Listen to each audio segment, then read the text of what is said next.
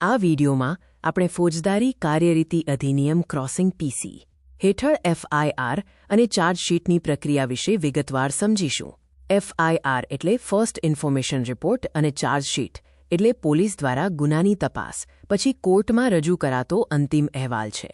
ફોજદારી ન્યાયતંત્રમાં ગુનાની તપાસ ખૂબ મહત્વપૂર્ણ છે.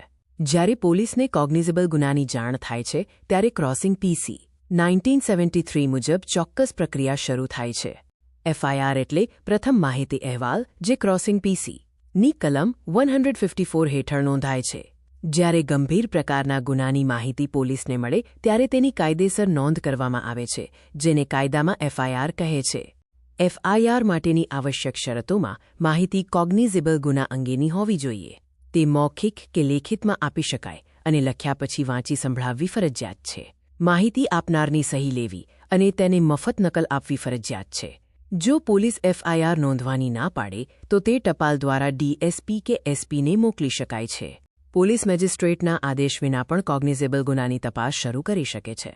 એફઆઈઆર નોંધાયા પછી તપાસ અધિકારી ઘટના સ્થળની મુલાકાત લે છે અને સાક્ષીઓને કલમ 160 હેઠળ નોટિસ આપીને પોલીસ સ્ટેશન બોલાવી શકે છે.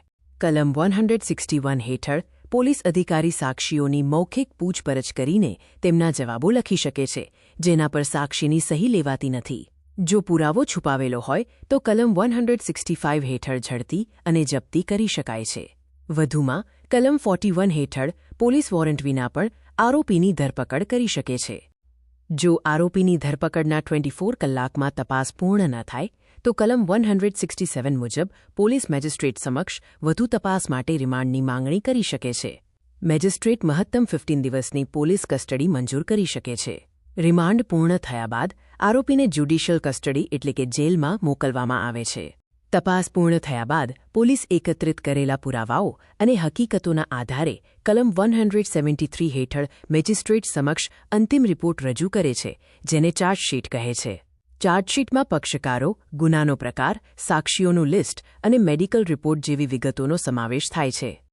ગંભીર ગુનાઓમાં આરોપીની ધરપકડના 90 દિવસમાં અને સામાન્ય ગુનાઓમાં 60 દિવસમાં ચાર્જશીટ ફાઇલ થવી જોઈએ, નહીં તો આરોપીને ડિફોલ્ટ જામીન મળે છે.